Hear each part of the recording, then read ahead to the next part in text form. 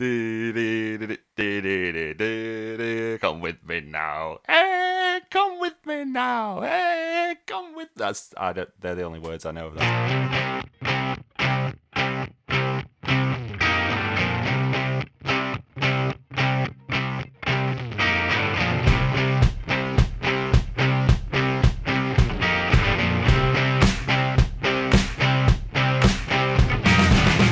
Hey, listen, fuckhead.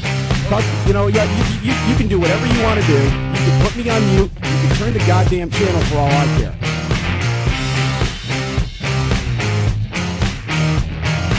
What the fuck are you doing? And you're listening to us now. So obviously you didn't hit the fucking mute switch tonight, asshole. Give in, you rat. Give in. That's real. That's real. He was the angel who went that out.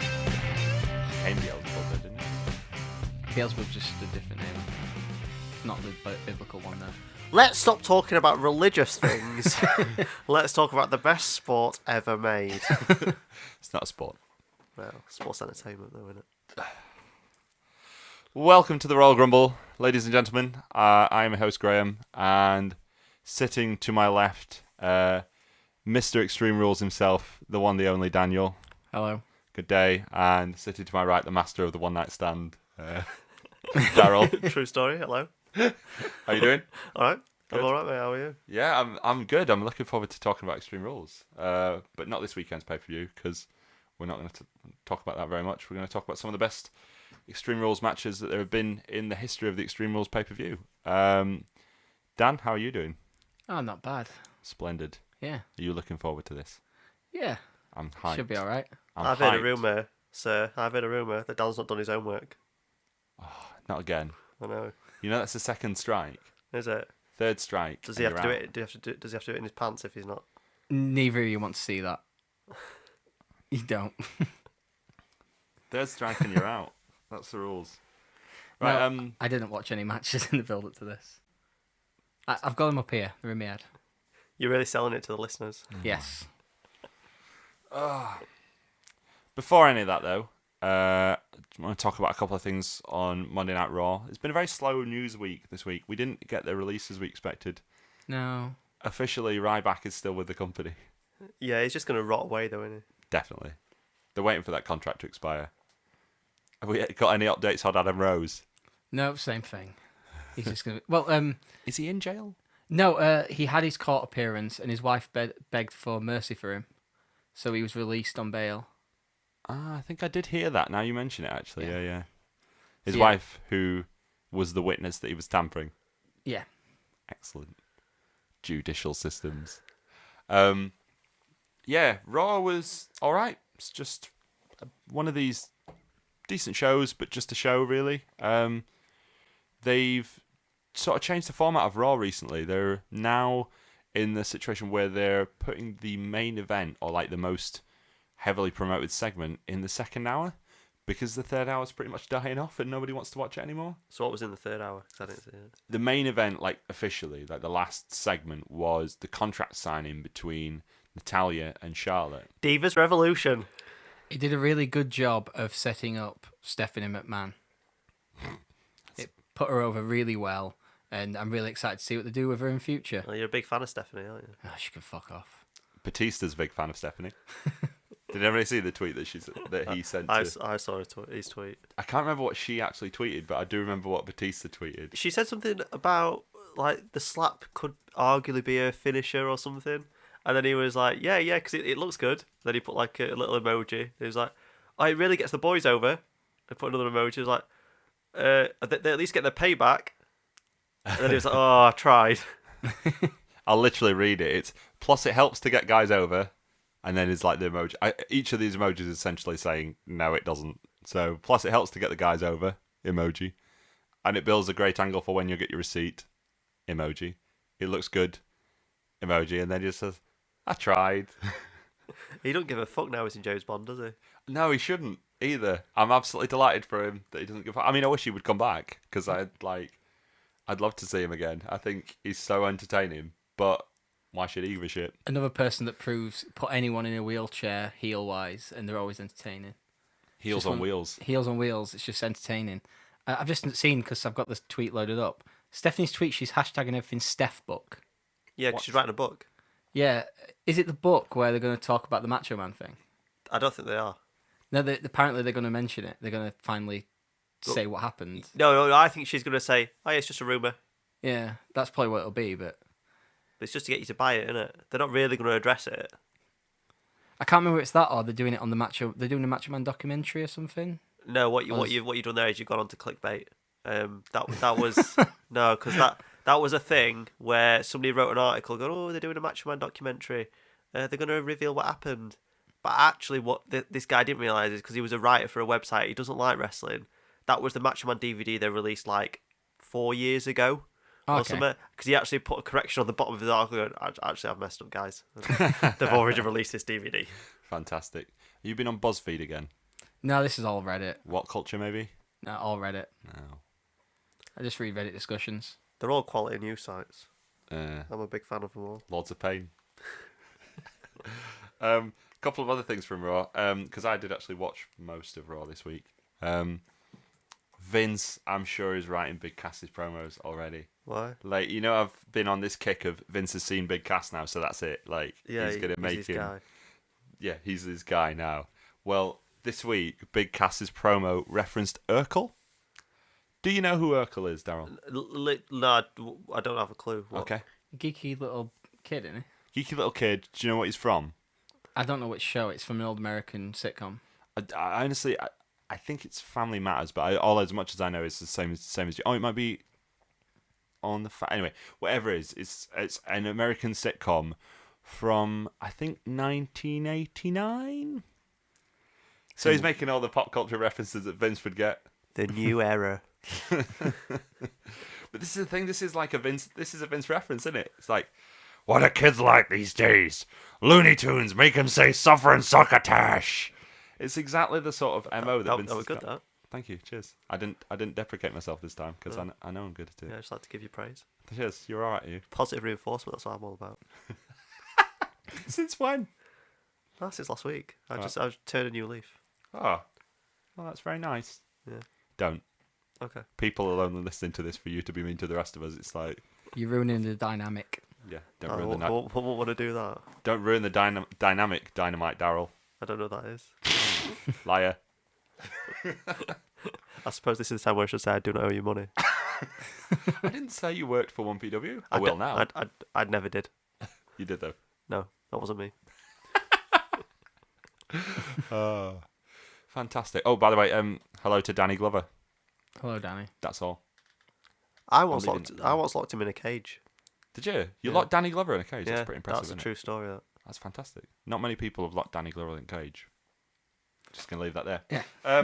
Speaking of locked in a cage, they've announced. That was so smooth.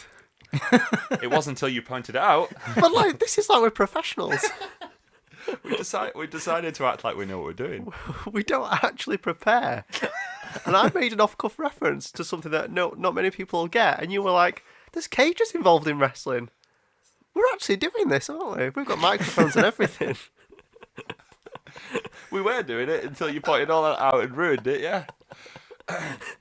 To carry on. Speaking of locked in a cage, smooth transition.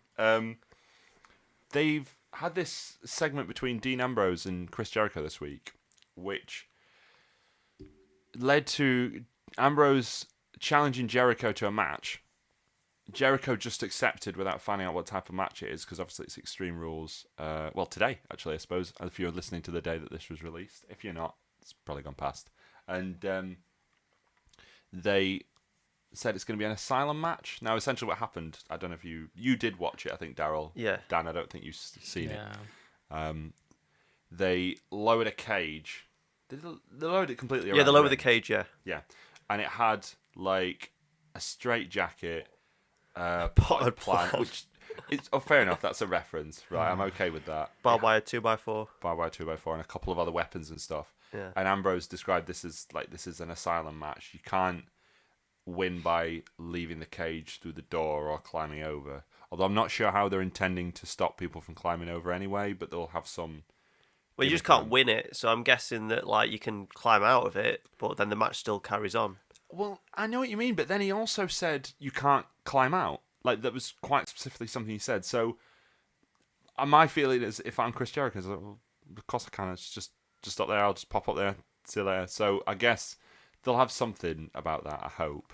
It looked like TNA's Ravens Clockwork Orange House of Fun match from back in Asylum days. That's why they call it Asylum match. Just referencing Raven, isn't it? Yeah, that makes sense. Dan, did you know that?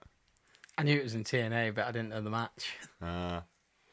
Well, see, you got to do your homework like Daryl does. I should really. F+. It's all right. It's a pass. Yeah. That's about it, really. I just wanted to point out that the third hour, as I say, was burying everyone. Just before we move on from that, Jericho's tweet that's been going around a lot. Someone tweeted him asking, "What's the point in the cage having a door if it's no escape in this cage match?"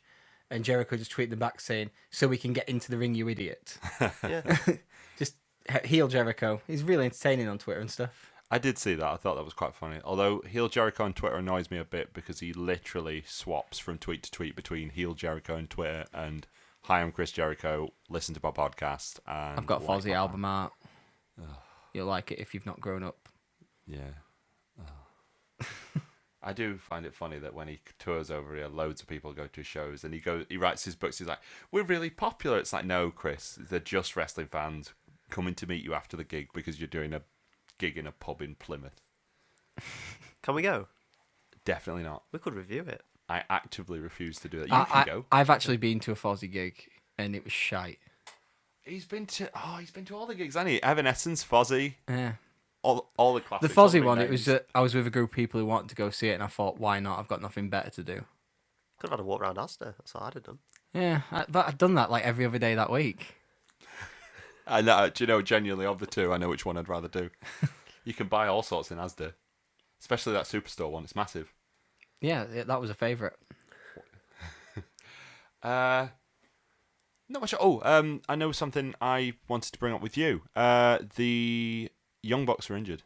Yes. And they're out of the Best of the Super Juniors. Yeah, I was trying to watch that this morning, but I didn't get the chance. I only got to see one match. Well, they're both injured. Yeah, both of them are injured. One of them's broke his wrist, I think, and the other one, it's a rib injury. But they're both out. They've been replaced in the tournament by Chase Owens, who I know nothing about. He's in the Bullet Club. Yeah, he's in the Bullet Club. I think he made like 1 or 2 appearances for them. That was it. And then David Finlay, who's one of the young Lions, who is Fit Finlay's kid. And he's actually half decent, but he's kind of just a job guy. I saw his match against Rocky Romero, which was half decent. The funny thing is, I know that one of them, I'm pretty sure it's Chase Owens, is facing Will Ospreay in the first round. I remember listening to the Wrestling Observer, which is a radio show, not a podcast, so you're allowed to listen to that. That's okay. Okay. And Dave was like, "Oh, well, these guys, they're just in there to be job guys." And I was like, you know that the first thing they're going to do is have Chase Owens or something beat Will Ospreay straight away. I don't think they'll have him beat Will Ospreay. Oh, I think they might. He's come into the company with a title shot, and he's been put next to the former IWGP champion. He was champion at the time he came in. They obviously have big plans for him.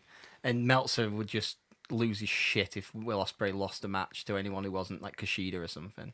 Well, I know what you're saying, and I don't understand Japanese wrestling nearly as well as you do, but at the same time, I know they do have a tendency of bringing people in, even if they are big deals, and making them lose. Sort of, it's a respect thing, I believe. They usually do, but the reason Will Ospreay got brought over was a recommendation from Okada. Mm-hmm. Like, that was actually how he did it. He had a match with him in London, and Okada went back to New Japan and said, "This guy's brilliant, why aren't we booking him?" So they have got big things for him. So it's not like they do with Jay White, Dave Finlay, Juice Robinson, and all those guys. He's been brought in at a higher tier. I hope that's what happens. I hope that he does, in fact, keep at a higher tier, and he deserves to, from everything I understand. I'm not seeing a lot of him, but I do get the impression that he's very good and people are very high on him. And I hope he does really well, especially because he's British, obviously. Yeah. But he even gets like non-wrestling stuff now because he was on Scroobius Pip's podcast this week, which I haven't listened to yet. And a lot of people were Scroobius Pip was tweeting at people, non-wrestling fans, saying, "I don't watch wrestling, but this guy's such an inspiration and stuff." So he's obviously got some marketability, and he's got something to his personality. So it seems a good call by New Japan to get him under contract. Scroobius Pip has a mate called Dan Lasac. That Yes. is as much as I know about Scroobius Pip. I don't know who he is. I know, that's why I was telling you. Okay. They announced when the Cruiserweight Classic is going to be. July? I believe so. It's getting taped on, I think... Oh, no, it's getting taped on June the 23rd as the first show. Because I think people who were at the last Full Sail NXT taping got the chance to purchase tickets recently. I think the majority of them are sold out. The setup is slightly different to what they did for the NXT shows. There's like a aerial shot with the tickets and whatever else like that, and I believe the entrance is slightly reduced so they can fit a few more people into it. So it should look slightly different, but the logo is just a bit sort of average. It's like they've taken 2 C's from the old WCW logo, you know, like the classic sort of blocky one, and chopped them next to a WWE logo, and that says CWC, which is Cruiserweight Classic. Do you think they've done that on purpose? Because it's like it's the same letters as WCW. I do wonder. But it should be good. I'm looking forward to that. Yeah, our old mate Noam Dar's in it. Noam Dar's should be good. not front and centre, but front and left Yeah. on the on the advertising. And he deserves it. He's brilliant. Yeah, plus, I'll be honest, he's not a bad-looking guy. Yeah, Oh, Yeah. yeah, I'll say it. I'm okay with that. I'm comfortable with my sexuality. all right. Oh. Cool. Anyway, let's move on to our main topic then. So we're gonna talk about some of the best Extreme Rules matches in WWE since the inception of the pay-per-view. Now, I should clarify, we are not counting anything from the ECW One Night Stand period or WWE One Night Stand period. This is just from when it became Extreme Rules, which it sort of became an umbrella term for like hardcore matches after a while, didn't it? Yeah. Some of them aren't hardcore matches, though, are they? I know what you mean, but yeah. What I mean is, though, like, often on Raw, they'll have, like, oh, we're going to have an Extreme Rules match or stuff like that.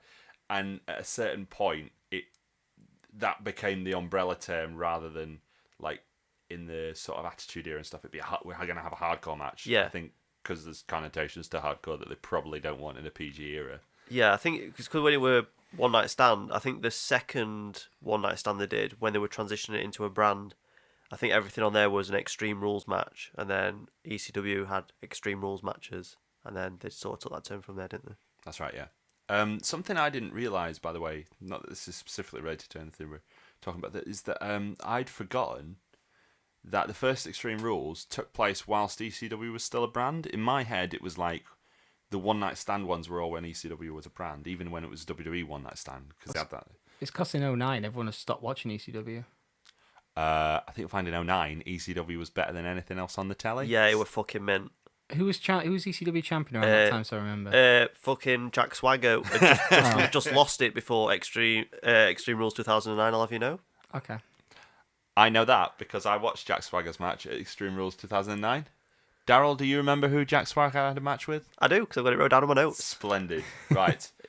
I'm going to dive straight into that. Do you have anything from Extreme Rules 2009, Daniel? I have one or two matches. The first one I have is the Jericho versus Ray feud, which we mentioned when we were talking about the Intercontinental title a few weeks ago. And I just remembered that match because it was in the middle of their feud. I think that was just title versus mask. Yes. That match. And it was one of those where... No, it wasn't title versus mask. Was it no, the it was month just after? for the title. Just for the title. It was a no holds barred match for the title. But it goes with the wider point because Extreme Rules, I can't remember it came the same year as we got the Hell in the Cell pay-per-view and all these ones like that. Yeah, so these were like the first year they did the gimmick pay-per-views. Yes, you had Fatal 4-Way. Yeah. That were a quality pay-per-view. So like, some of the matches I've put on my list for later, like this is the perfect one where it was a feud where it made sense to have a decent match in the middle of it that was no holds barred because it was a heated feud. Whereas a lot of the matches on these gimmick pay-per-views tend to just be shoehorned into it, like whenever Big Show has a chairs match or a stairs match or any bullshit like that. TLC and stairs. I bet we'll get to that one day, I think. In fact, I'd like to make an early promise now that one day we'll have some sort of podcast where we make a special focus on the Big Show against Eric Rowan stairs match. Be an hour special. So I watched Extreme Rules 2009, or at least I watched the ECW title match, which was Christian, who I believe was the champion at the time. Yep. against Jack Swagger, who, as you said, was a former champion, against Tommy Dreamer. Yep, who was putting his career on the line. Yes, that's right. He had his contract expired the day before Extreme Rules, and ECW general manager and now former wife of Drew McIntyre, Tiffany, extended his contract. We're having a bit of a giggle because Tiffany beat Drew McIntyre up. We're just laughing at domestic abuse, basically. I wasn't laughing at that. I was laughing at just Drew McIntyre in general. Oh, okay, he features later on in He's my list. my boy. Like, in terms of, in a similar way to the fact that Jack Swagger is your boy. Yeah. He does feature in one of the later matches, which we'll definitely get to. I'm looking forward to that. But, Drew McIntyre, he didn't do very well, did he? No, He's doing all right he for were himself destined now. for greatness. Apparently so. But when your destined for greatness gimmick involves talking monotonously and essentially just repeating the same words, probably not great. So go on. You tell me what you want to say about this ECW Championship match. Well, Tommy Dreamer's a weird one, isn't he? Like, he shouldn't be a wrestler, should he? If you look at him, like, he's literally wrestling tracky bottoms and a t-shirt. That's what I've got on now, listeners. Tracky bottoms and a t-shirt. I could be Tommy Dreamer. Well, back when he first started, he did have like the body and everything. He used to come out in suspenders because he was like a pretty boy babyface. And then it was as he became like the ECW martyr, he started just wearing the t-shirts to show he was ECW through and through, and then just switched out to tracky bottoms because he got a bit fat. And he stopped taking care of his body because he didn't have to show it off anymore. He should have retired a long time before that match anyway. He's still going. Well, spoiler alert, Dan. He didn't retire after this match because he won the ECW title. So he got to keep his career. For the second time. Yeah. However, Matt Stryker on commentary is the most fucking annoying bastard I think I've ever heard. Because that's one thing watching some of these back is I've re-experienced Matt Stryker and Booker T on commentary. Yeah. So it was Matt Stryker in 2009, and at the end of the match, when Tommy Dreamer wins, he says, Thomas John Laughlin has achieved his dream, or something bullshit like that. And I'm like, but he's called Tommy Dreamer. Yep. It's not like Edge. If Edge had done it and he went, oh, Adam Copeland has achieved his dream, I kind of understand that because Edge cannot be a name. No one's christening the child Edge. What about the U2 guy? So In The Edge. yeah, well, Two words, first it's name two the, names. Yeah. surname Edge. Yeah, whereas Edge is just one word. Yeah. Like Bono. Oh, shit. Oh shit! You pissed Bono off. Now we're fucked. Him and Madonna are going to come after you. And Cher. And Moses. Ronaldo. There are others. Yeah, so Matt Stryker's really annoying. Yeah, That's one He of my was- notes on the match. he was dog shit. Do you know the funny thing is? I remember when he first started commentating, and he would talk about things with a bit of a passion. And I think at that time that like a lot of the commentary teams were really stale, and it was like, oh, this guy actually seems to care about what he's talking about. It's interesting. No, we were all wrong if we ever said that. No, I think we were right for it don't think to we start were. with, and then he went a bit mental, and he decided, oh no, they all love me. I'm gonna do it more. I And suppose he you might went be right. he went too far. That's what I think happened. You know what's worse now? Because he did do New Japan until recently, and he does Lucha Underground. And now that he's not got Vince barking in his ear, he's actually worse for that type of shit. I believe Just some of the smarky bullshit he comes out with, it's really frustrating. I'm so glad they replaced him with Steve Corino. Just he was really terrible, and that I remember very specifically watching that and thinking that Thomas John Laughlin or whatever it was, just shut up, Matt Stryker. But then he was really bad for that at that time, because I remember Christian coming in, Christian's debut on ECW, which by the way was so underwhelming because there was all that hype about, was he going to debut at the Royal Rumble? Was he going to take out Edge? Was he going to take out Jeff Hardy? And it turned out to be like Matt Hardy hitting Jeff Hardy in that terrible match. And that led to that awful promo where Matt Hardy sat on a chair and they had to put music behind it so that people had to care. Which actually led to the Extreme Rules match that you watched at WrestleMania 25, but I digress. When Christian debuts in ECW, first of all, there's like 10 seconds of silence before I think it's Todd Grisham goes, "It's Christian?" It's just the most underwhelming thing. And Matt Stryker clearly goes in his head, right, I've got to save this. I've got to come out with a JR style line that'll make this moment worthwhile listening to, worthwhile remembering.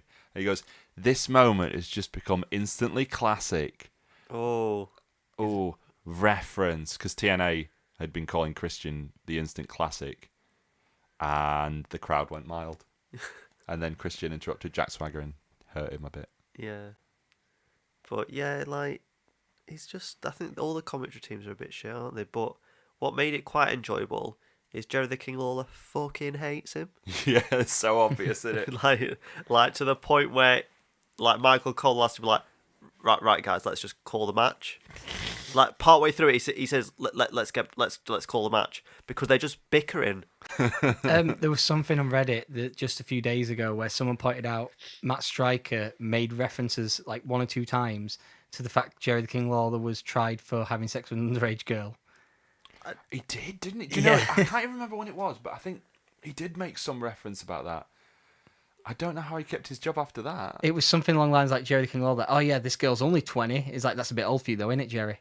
I don't know if he went as far as that. That's the quote that's going around. It was something like that, but I don't think it might have been as overt as that. It was something sort of subversive, and I do remember hearing that actually, and feel like that was probably towards the end of his time, Matt Stryker. The match was all right. I realised that we just whinged about Matt Stryker for... Well, he dominated the match, so we dominated him. Yeah, like, it's definitely not one of the best matches. I just think I watched it because it had Jack Swagger in it. And there was some other stuff on 2009 I wanted to watch. Who got pinned in that match, Daryl? Anyway, there's some other stuff in 2009 that I wanted to watch, so that's why I put that one on. It's just because I saw Swagger, I was like, oh, maybe he has a good match. Yeah. What else from 2009 did you want to watch? Because we're not going to go through each match on each pay-per-view. We're just going to sort of stagger it a little bit and talk about. And then I've got something I'm going to get the two of you to engage in to see what. We're going to have to cut this one. No, we're not going to cut this one. Don't worry. You'll never know. Right, so I watched 2 more matches in 2009, but I'm not going to talk about one of them a lot. So I watched Punk versus Umaga in a strap match, partially because I wanted to see if the strap match was shit, because they're usually shit, and it was all right. It was good, because like Umaga's pretty decent. Well, CM Punk was good back then, and Umaga's good. Something I noticed on the description on the WWE Network is obviously it says like Jeff Hardy takes on Edge in a ladder match. Tommy Dreamer, Christian defends his ECW title against Tommy Dreamer and Jack Swagger, and then it says CM Punk is in action in a Samoan strap match. How did they not mention Umaga? No, not in the description. But that's really weird because they've released an action figure of him like in past 4 months. I don't know. I think it might be something that when they uploaded it, they were doing it, and they probably haven't changed it. Yeah, because I was like, it's not like because it's not like he did a Benoit. He was drug related, I guess. But it was a heart attack. If you remember, they didn't put a title card up for him either. Right. The Raw after, they didn't put a title. So I think there was a short period when they weren't mentioning him at all, and I think this will either have been like the description will have been edited at the time. I don't think they're as bothered about it now because they're quite happy to talk about Umaga. In fact, I think the Usos even got a reference to Umaga on commentary on Raw. Yeah, well, they do that move, don't they, used to, where the opponent sat in the corner, then they run and like shove their arse in his face really quick, not like Rikishi. Yes. Yeah. I think they literally referenced him on commentary, so they're not bothered about it now. But I think that's probably a relic from when they were. Oh, okay. But it just seemed really stupid to me because it was like CM Punk in action in a Samoan strap match. It's like, well, clearly he's taking on a Samoan then, and there's not been that many who have made any sort of success in WWE in that kind of time period. So you're probably going to know who it is. Yeah. So that was pretty enjoyable. Mm-hmm. But the only reason I watched that is because I knew what happened in the actual match that I wanted to see, which is Jeff Hardy versus Edge. I can't remember if it was a TLC or just a ladder match. It's just a ladder match, I think. Right. So that's really weird because I did actually watch this match, but I can't remember which match it was. But yeah, so that's Jeff Hardy versus Edge for the world title in a ladder match. Had Jeff Hardy won the belt before this? He won it at Armageddon 2000 and maybe... Because Armageddon 2009 would have been at the end of the year. Armageddon's usually in December. No, I feel like he'd won it at Armageddon 2008. I'm not... Okay. We'll check on it. We've got a facts man on it. Because like he won the belt anyway, and I used to like Jeff Hardy, Obviously, when I was like younger, I was like, oh, he's like the cool Hardy boy, weren't he? Because Matt Hardy's like a bit of a boring bastard. And fat. Yeah, but he weren't fat back in day, was he? He was just a boring bastard, weren't he? Because Yeah. I always just think, why does Lita want to shag him when she could shag Jeff Hardy? But then I was like thinking, because Jeff Hardy's getting old babes, isn't he? So like he don't want to touch Lita. So yeah, so Jeff Hardy and Edge have their match. That's really good because like Edge is like on fire at that point. He's doing the world. He's having his world title reign. I think he's bossing SmackDown at that point. Jeff Hardy just getting into main event scene, or he's been in it for a while, but like he's still a fairly fresh new main eventer in the sense that he's not been there years on top of card. And they have a really good ladder match, and obviously they're known for TLCs and tag team ladder matches, stuff like that. So it's sort of like a nod to their past, but also it's like, well, these two are the main event. And then CM Punk comes down and cashes in his world heavyweight his Money in the Bank to win the world heavyweight title, which was really good. It was really good. The whole finish of that match is great. I watched it as well, and the first thing I noticed was that with JR and is it Todd Grisham? Yeah, on commentary. yeah. JR's almost playing the collar guy, isn't he? Like Yeah, because Todd probably can't. No, which is fair Yeah. enough. I mean, I thought it was quite good. Was it Todd Grisham or was it Josh Matthews? Oh, I think it's Todd Grisham because I think Josh Matthews was with Matt Striker, so correct what I said earlier on. But they were quite good. I quite liked them as a commentary duo. But it's interesting to hear JR as the sort of character, and I think it adds a lot to the match. Plus, also then after the match, he comes out as if to interview. Yeah, he did. Hardy. Yeah, which that would have rang alarm bells when you first watched the pay per view because they didn't used to do that. I don't think it would though. I think it was a clever way of making you think, like almost putting the idea of someone cashing in out of your mind because you would think, well, they're about to do an interview, so there's no reason why someone Yeah, would but they come don't out. do interviews, do they, after matches, or very rarely?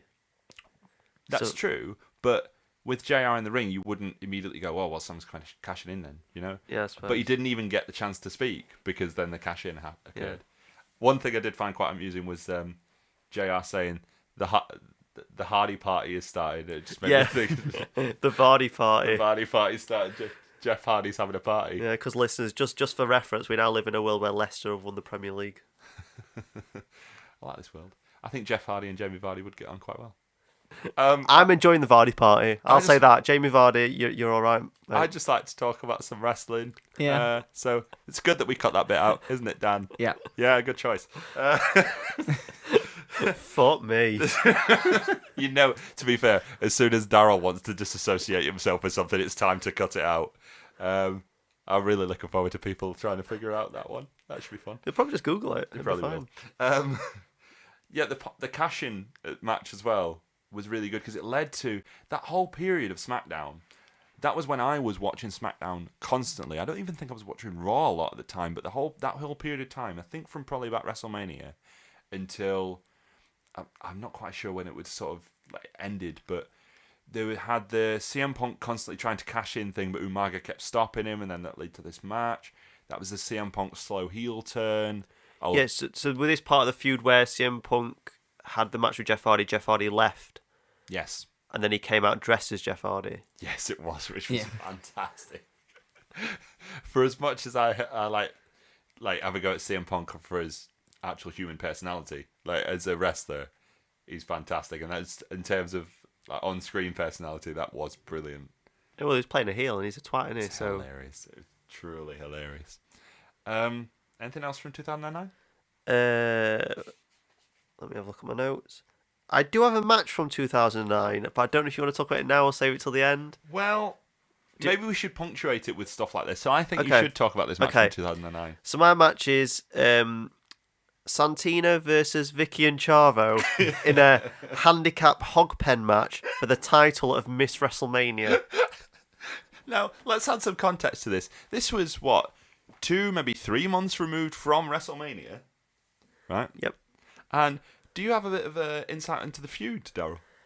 Because I do, if you don't. Some people, or I don't know who it was, were calling Sorry? Vicky Guerrero a pig or piggy. That's what I got from it. I Probably can't the- remember what happened. Probably but- the writers and, Yeah.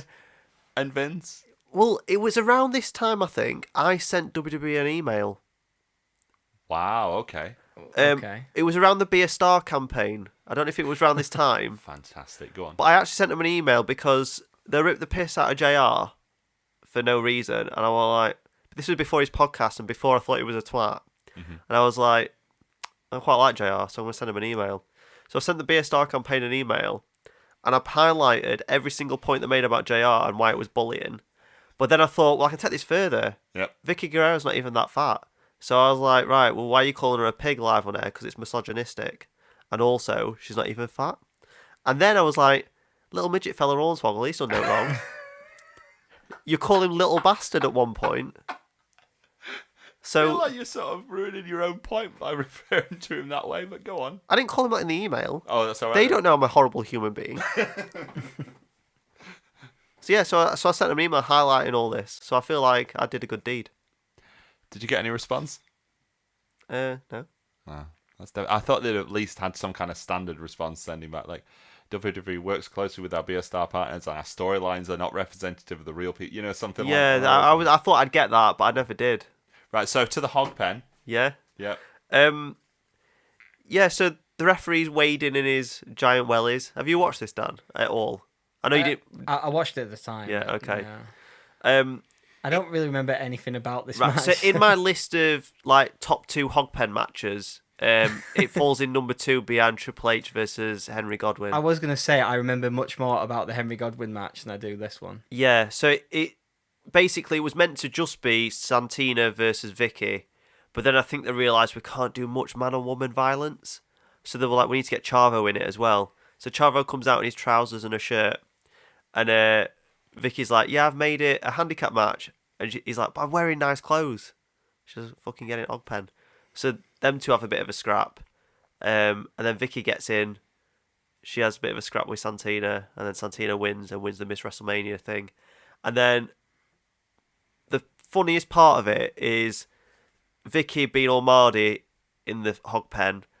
Chavo trying to console her and then tries to wipe a bit of muck off of her dress, but obviously his hands are covered in filth and he's going, I'm cleaning you off.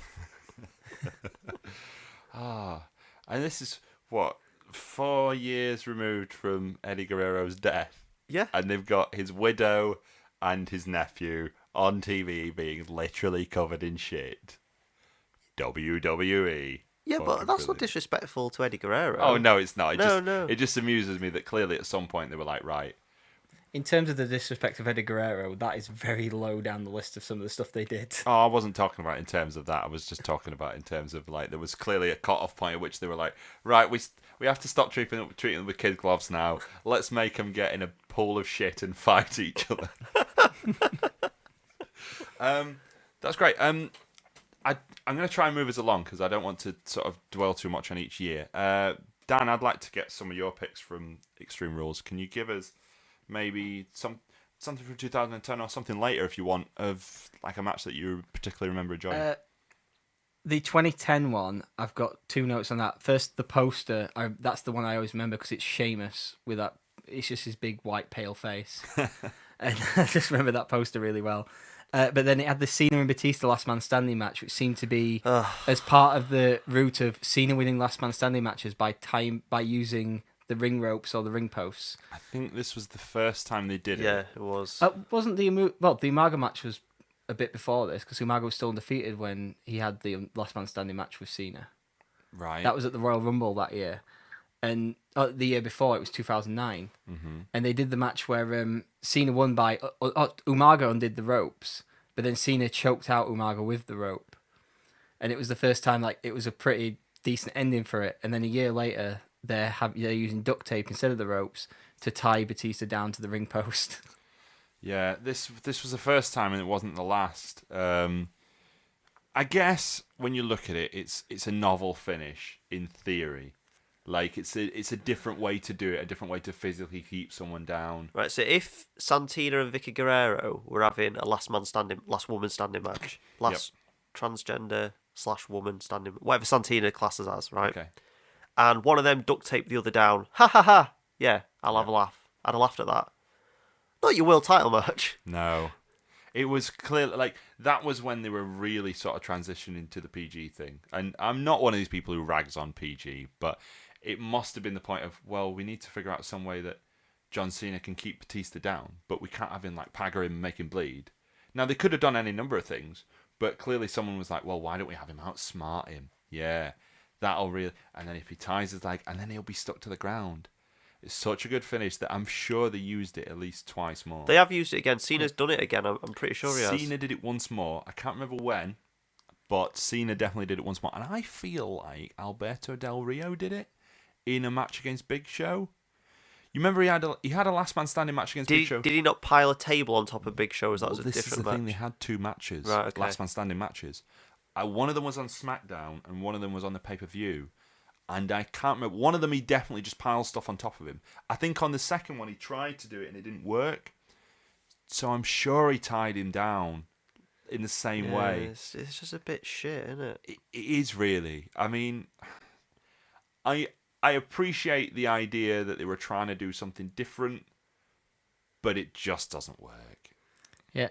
I mean, the other thing about it as well is there was a long period where last man standing matches were pretty much...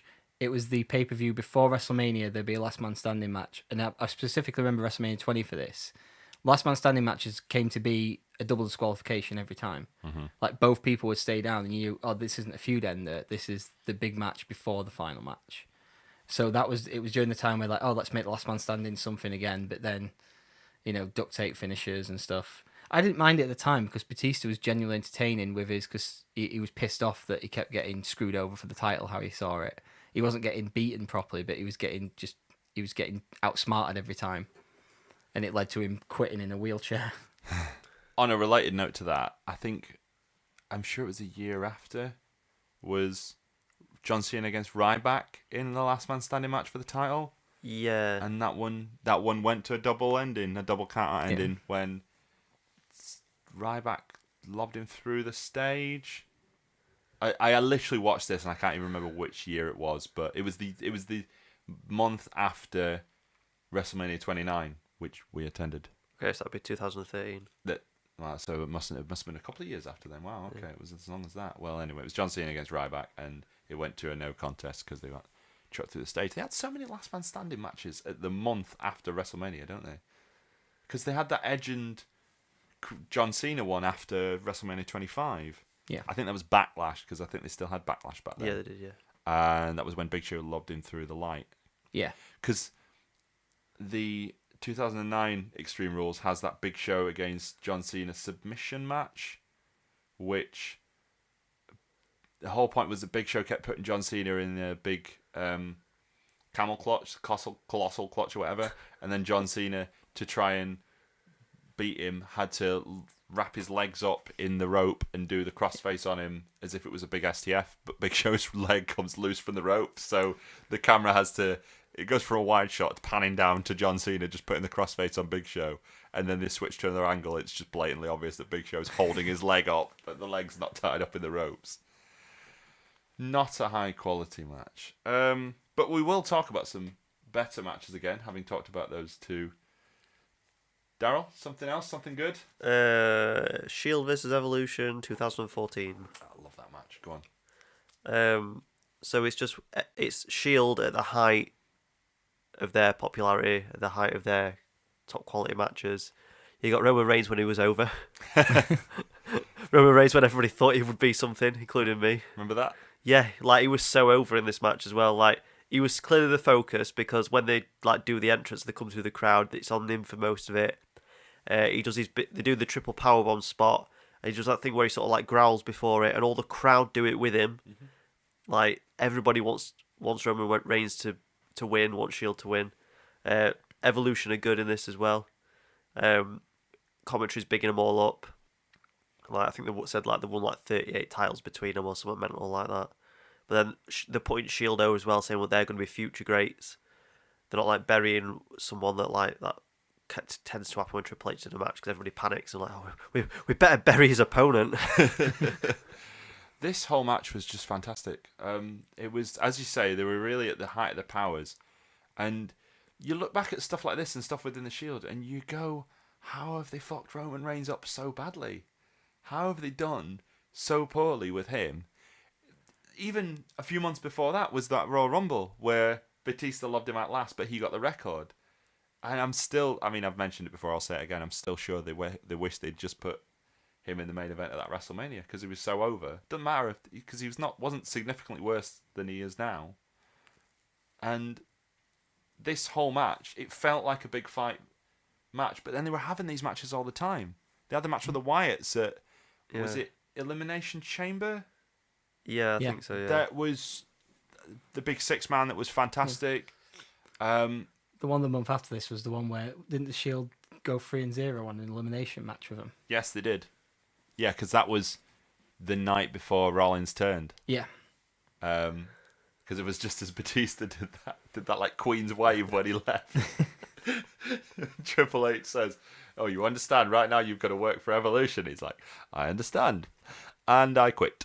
Bye." And he just has that flat face. Batista's just got this full-on stone face, just waving. And that's the last we saw of Batista in WWE to this point. What's he done since then? What, Batista? Yeah. He's been in Spectre. He's done all right, hasn't he? Yeah, he's done. Yeah, he's doing all right. In Spectre, Been in a couple of films. Galaxy. Yeah. Yeah, he's done okay. Yeah. Seems to be doing all right without it. Yeah. Good on him. Yeah, absolutely. So he's all right. Him. No, he's not bad. Was he Blue Tista in this match as Yeah, well? No. no, it was that the not month this match? after. No, because I thought he was, Yeah. but he come out in red trunks. That's a shame. Blue Tista is fantastic with the flat cap and everything. It's excellent. Is this match where Rollins does the dive? Yeah, he does a mental dive. Yeah, Spod-esque dive. yeah. Like I forgot he'd done that. So when I watched, because I knew the match was good, but I couldn't remember what happened in it.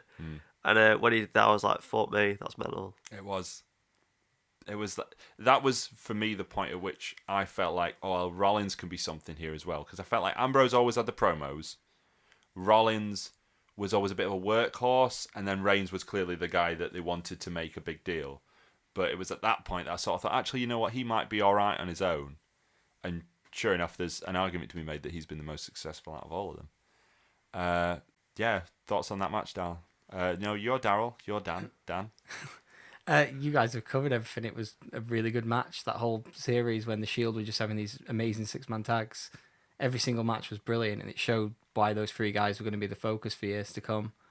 Roman Reigns is kind of messed up. Dean Ambrose is the mid-carder, but Seth Rollins is the guy they've done really well with. The Shield were brilliant at that time, and Evolution did a great job with them as well. I think it will come the time when they put them all back together, even if just for a short run. And that might be the only way to bring Roman Reigns back. And even then, I feel like they'll put them together. Ambrose will get a massive pop. Rollins will get a massive pop. Reigns will come in. Boo. I just don't think they should have split them up. I know what you mean. It felt early to me. But at the time, it worked very well. The problem was they transitioned from that into the Ambrose and Rollins feud, which was good. But it almost put Roman to the side. He had the match with Randy Orton where he was still quite over at that SummerSlam. Then he got injured. But then they went, oh, people might not remember him if he's not on the telly. Let's just put him on the screen all the time talking about how he's going to be punching fools. And then by the time that Royal Is that Rumble when he came said, round- "I'm going to cock my fist and make it rain in this bitch"? Yes, he did say that, yes. That was not long before suffering succotage. Yeah, Daryl, give us... I'll let you choose whether you want it to be a really good one or a really bad one. Okay, I'll just turn my page to the bad list. Because Fantastic. I feel that we're going to have a couple of the same for the good ones, so like somebody else can bring these up. Mine is from 2010, and it's a strap match. What? Exactly, right. Are you ready for this? Yep. JTG versus Shad Gaspard. Oh my god, crime time collides. Do tell. Right. Firstly, I'm not sure if it's racist that black man's getting whipped with a leather strap. Jesus Christ. I I know. They probably thought it's either going to be a strap match or a chain match, and do they want the image of two guys bound together with leather, or do they want them bound with chains? They probably did the better option there, but then, as you said, that part doesn't work either. Exactly. Still pretty bad, isn't it? So this is the show that I remember him. I remember him splitting up, vaguely. I didn't remember having a match together. But JTG comes out in pretty much his old Crime Time gear to the Crime Time music. Shad Gaspard comes down in new gear with new music. So you think they're going to put Shad Gaspard over? No. Really? JTG goes over. JTG Yeah. beats him. Yeah. So what happens is it's one of the classic things in pretty much every strap match. So Shad Gaspard walks and hits the first turnbuckle, walks towards the second one. JTG hits the first one, and then like that till they've both hit 3. Then there's a little bit of a tussle, and then JTG hits the 4th one and wins. That's the finish to every strap match, because one I've got is the Cena Rusev one, and they had the exact same finish pretty much. Yeah. I just wanted to give that a mention because I feel like that no one's going to remember that match. No, I do not remember a single thing about that match. I'm pleased to do that. I'm pleased that we got it. in a match I that watched it no- recently. I don't remember much about it. Fantastic. Right. It's time, gentlemen. Okay, I want you to consider your arguments for what you think is the best Extreme Rules match since the pay-per-view has come to its inception. Okay. But before all that, we have to talk about the WLC match. I want to talk about the WLC lovely, match yes. because I feel like it links into last week, and I know we all watched it because as soon as it came to this, and as soon as we did everything last week, it had to come to the WLC match. So leave the memories alone. Hornswoggle and El Torito. Dan, WLC. I actually like this match. So do I. Yeah. Yeah. It It's was all a right. great little match for two guys who Little didn't match. You didn't even mean it. Didn't even mean it. Yeah, it's one of those like lower card feuds. Lower. That... Oh dear. Yeah. Shut up. Let him talk, and then we can make the jokes. It just gave it. It's one of those things where it gives people who didn't have anything to do something to do that's a lot of fun, and it actually brought me back to when I first started watching wrestling. You had things like Dink the Clown, and you had the Survivor Series match where it was Doink and all these different clowns with him who were all little people against Bam Bam Bigelow and Luna Vachon and things like that, and it was quite entertaining as a kid. And even now, I can watch those little bits and just think, yeah, it's fun. It's just a nice little bit of something different before you get to the more intense stuff. Well, I watched this as well, obviously, and the real highlight for me was the commentators, who were genuinely much better than the actual commentators. JB Elf. JBL. The thing is, they all had really bad names, and by the end of someone had clearly come up with funnier puns, because, like, they said, "Oh, who are you?" "Oh, I'm Jerry the Mini King Lawler." And then eventually someone went, "Well, why isn't he Jerry Smaller?" It was like, "Oh, Well, yeah, JB Elf was changed halfway through because he started as Wee BL or something. Exactly, yeah." And by the end of it, they just started to call him like better pun names, and it was Micro Cole. The daft thing is that even then, I think they made more short puns than anybody, and they even had a small announcer and a small Referee. Right, the referee. I think it's Jinder Mahal. He stood on the side of the apron and partway through the match, he gets catapulted into the ring and completely wipes the referee out. You need to. Do you know what? Right, if anyone's wanting to watch this, it's Extreme Rules 2014 kickoff show. It's on the WWE Network. It's like the main event of the kickoff, so it's not on the pay-per-view itself, but it should have been, because I remember that show being distinctly average, and this was much better than a lot of the matches on it.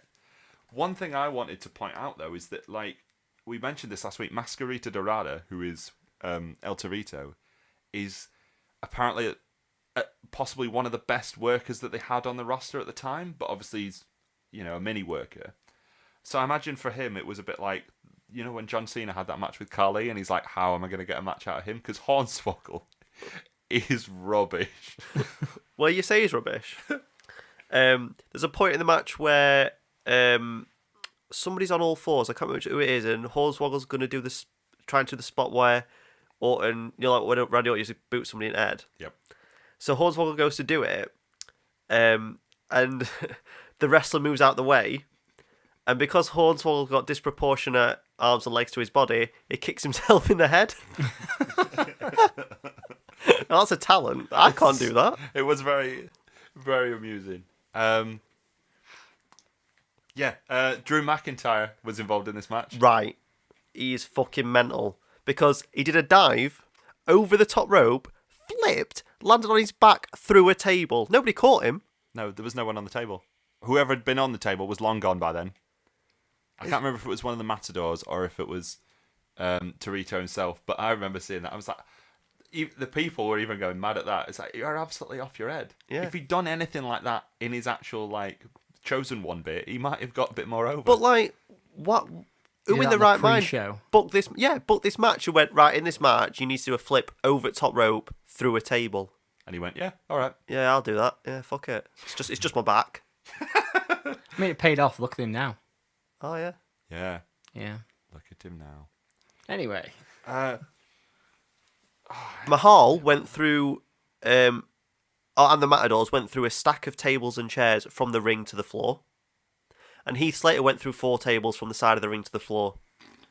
They clearly decided, well, we're never going to have an actual TLC match, so this is our chance to do our spots that people will remember for years to come. So don't worry, guys, we've got your back. You got anything else to say about this match? That I've literally just read all my notes out, mate. No, that. Right. So I'm going to come to Dan first, and then I'm going to come to Daryl, and then you'll find out what I have intended. So, Dan, Okay. Extreme Rules. Since the inception of the pay-per-view, what has been your favourite Extreme Rules match? I feel like you should have one ready. Let's ask Daryl. Okay. Okay, Daryl, I'm going to let you go because my intention was that he would be able to go first and hopefully you would be able to come up with a different one. But Okay. Yeah, well, we will have a different one because I know he's not seen this. Okay. And this is my favourite match of all time, apart from the finish. Right? Okay. Brock Lesnar versus John Cena 2012. Yes. I hoped that one of you would have it. Yeah, I haven't seen it. It actually boggles the mind that you haven't seen this match.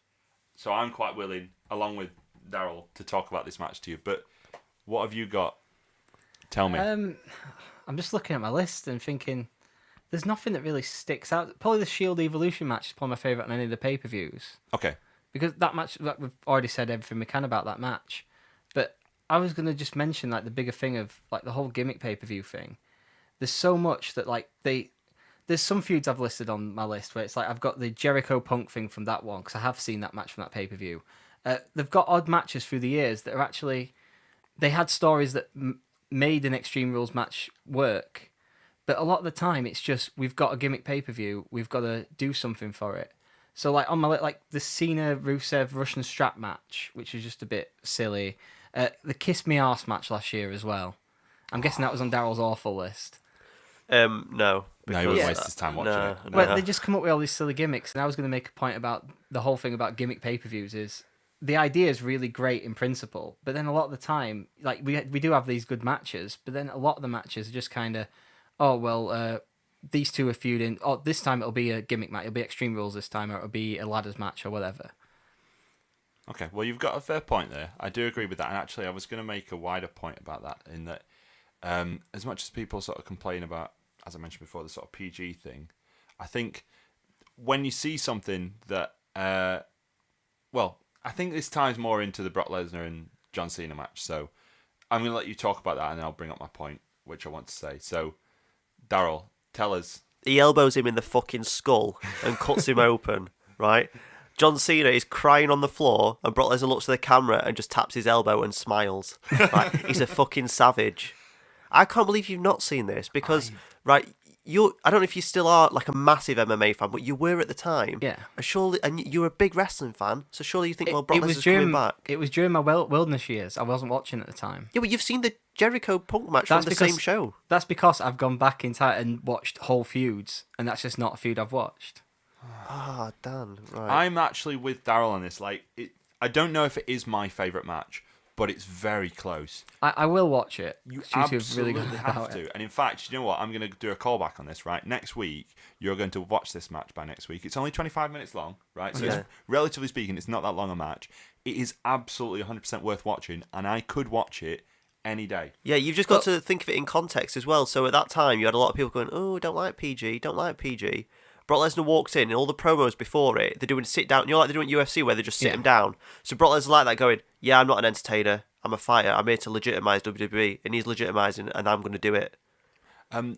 That's very close to the point I actually wanted to make, is that when you, and it's not a criticism of companies like this, but you look at the likes of sort of ECW and at the moment ICW, and they have sort of constant like hardcore action. You know, they've got very extreme matches just from one show to the next. You know, literally match through, to the point where you sort of nullify the reactions when something major actually happens, because they're just either expecting it to happen, or when nothing major is happening, the crowd doesn't react as such.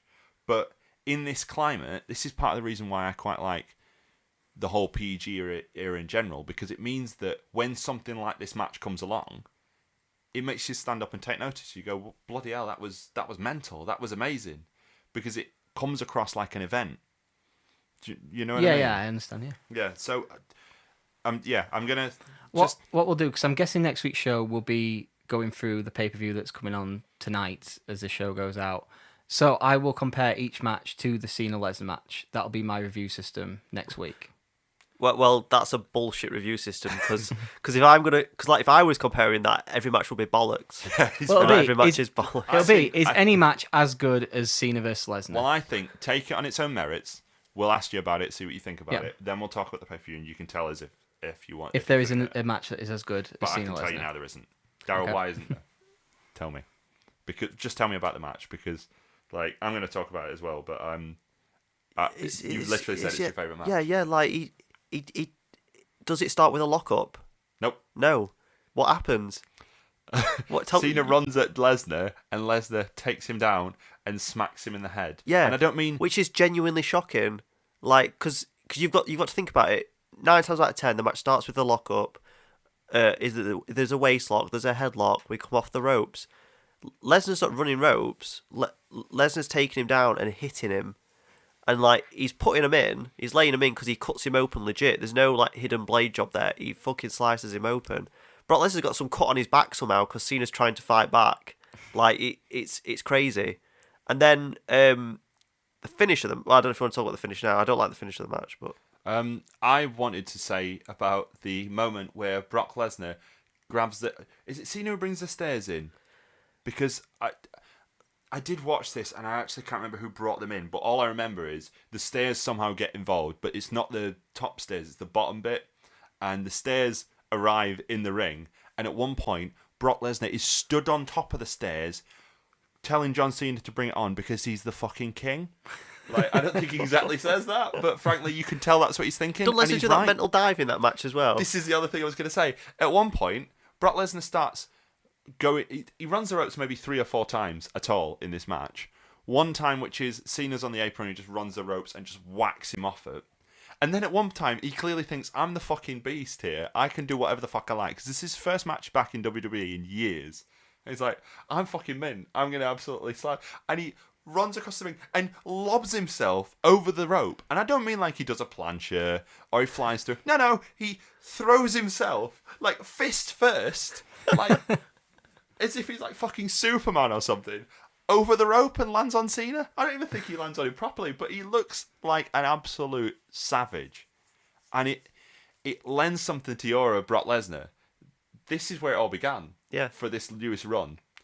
But here's an interesting thing. We're going to talk about the finish, and I want you to talk to me about it. I want to say, I think I know why it happens like that. Okay, well, the only issue I've got is Cena wins, and it's not me being a Cena hater. I like Cena. I'd rap to Cena, dress up as Cena. I don't care, right? Yep. But Brock Lesnar's coming back, and obviously they don't know years later he's going to end Undertaker's streak. Mm-hmm. They probably don't realise they're going to put the belt on him.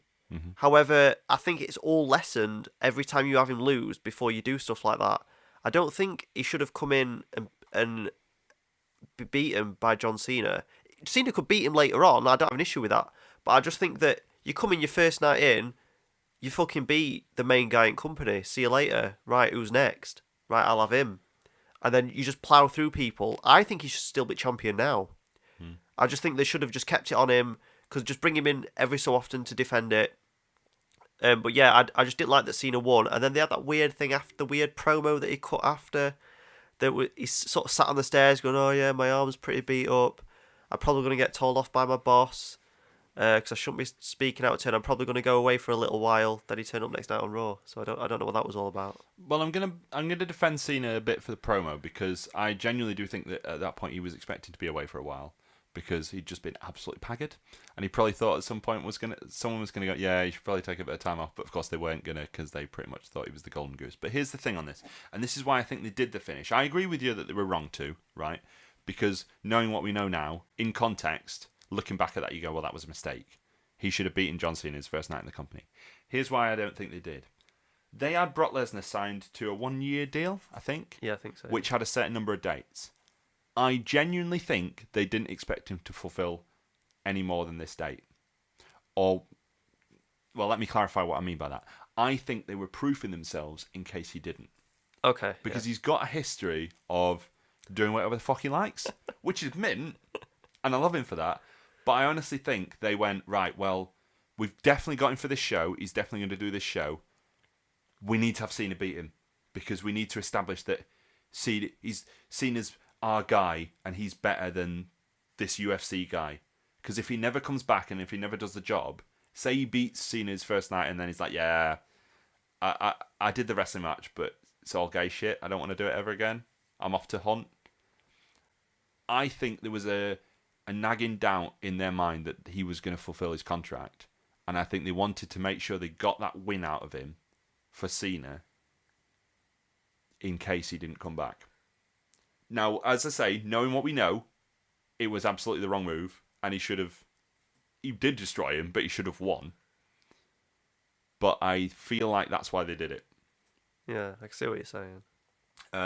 As far as the promo at the end goes, like I say, I'm not going to rag on him for it, but it is true. Having watched this match is in Chicago, right?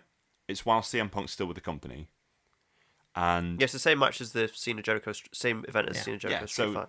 But that's worth bearing in mind because obviously Chicago since has just become a haven for like CM Punk chants anyway, and he does make a mention of the fact that this is always CM Punk's town, and this is obviously some years after they've had that Money in the Bank match. By the way, everyone remember, Dave Meltzer gave John Cena a 5-star match. So don't forget that. Cena does win parts of the crowd over, I think, during this match. Genuinely, I believe that he wins parts of the crowd over because this match is so brutal and he takes an absolute fucking kicking. Now, he wins anyway, which is mildly annoying, but to explain the finish, he hits him with a chain, doesn't he? Yeah, because he comes out with his chain and padlock on, doesn't he? Like from back in day. Yeah, because they did this angle, like they had Edge come out and unannounced and like have a promo on him saying, "You're being a massive pussy, mate. You need to actually like man up and pagger this guy because he's going to kick the fuck out of you."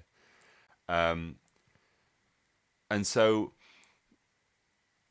I think John Cena's work in this match is really good, and I think part of the reason he does the promo at the end is because I do feel like he sort of wins over Chicago a little bit, which is a big deal at the time because obviously CM Punk's still there and CM Punk's still their guy. Yeah. But I agree with you. Definitely the best match in Extreme Rules history. Dan, I know you've not seen it yet, so I guess you can't really have much of a rebuttal, but hopefully next week we'll have a bit more on your opinion of it. Yes. I think you'll very much enjoy it. Okay. And with that, that's the end of the show. I'd like to say thank you to Daryl.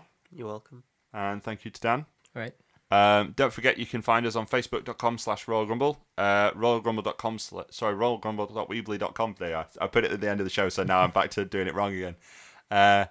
You can find us on Twitter at RoyalGrumblePod, or send us an email at royalgrumblepod@gmail.com. Thank you very much for listening. Catch you down the road. Catch you down the road. That's mine. I get to say.